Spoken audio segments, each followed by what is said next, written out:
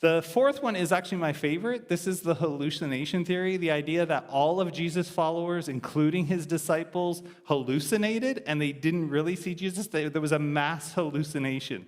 I think that's probably my favorite. Or maybe even this next one, the alien theory. Jesus was an alien. Have you ever heard this one? If you're on the internet, you've probably heard this one. The Quran theory, this is what Muslims believe. Muslims believe that Jesus, who is, they do believe that Jesus was the Son of God, but they actually believe that Jesus was taken to heaven by the Father, and that Judas was made to look like Jesus, and they actually hung Judas on the cross, and Judas died on the cross.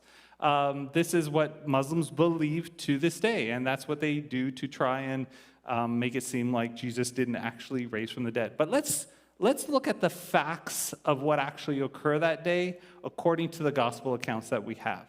So if you know the story, Jesus is with Pilate.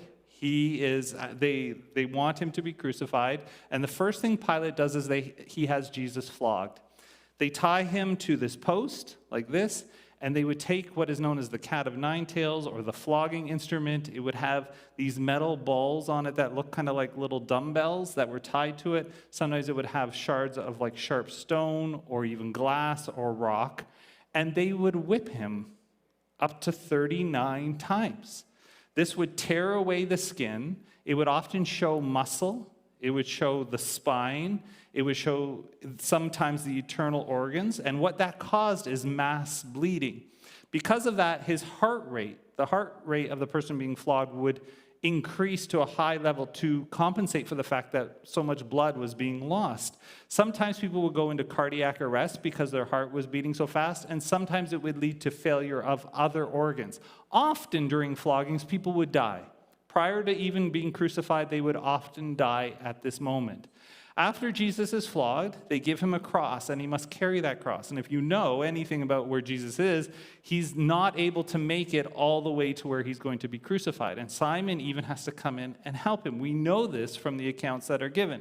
Jesus is then at Mount Calvary. He is laid on this cross, and they sometimes would tie ropes around your arm just to make sure that it held there, and then they would drive nails into your hands and feet. The suffering was not done. At that point, you're thirsty, you're bleeding, your back is against this rough piece of wood, but what really happens with crucifixion is it's meant there to make you suffer. They don't want you to die quickly. They want you to suffer. Why? Because they want you to be an example to everyone else before us.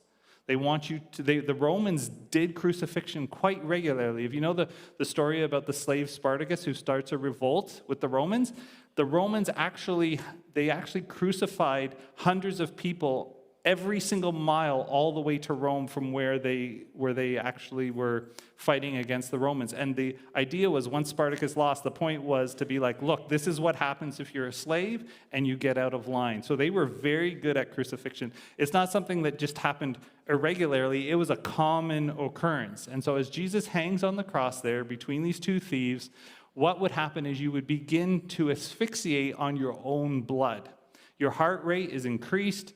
There's a lot of bleeding that's happening, but what's happening is your lungs are filling with fluid and with blood. And so you would raise yourself up on your feet like that, and you would gasp a couple of times, get some air, and then you would get too weak and you would lower yourself back down and you would begin to asphyxiate again.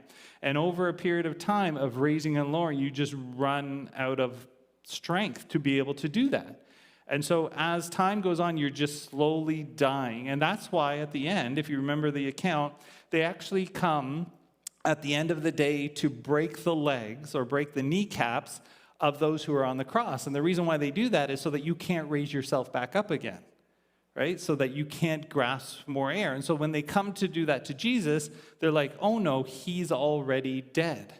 And to the executioner who's there, who's a professional executioner, takes his spear, and the idea is to drive the spear into the side, through the lung, and into the heart to make sure that Jesus is dead so they don't have to break his knees.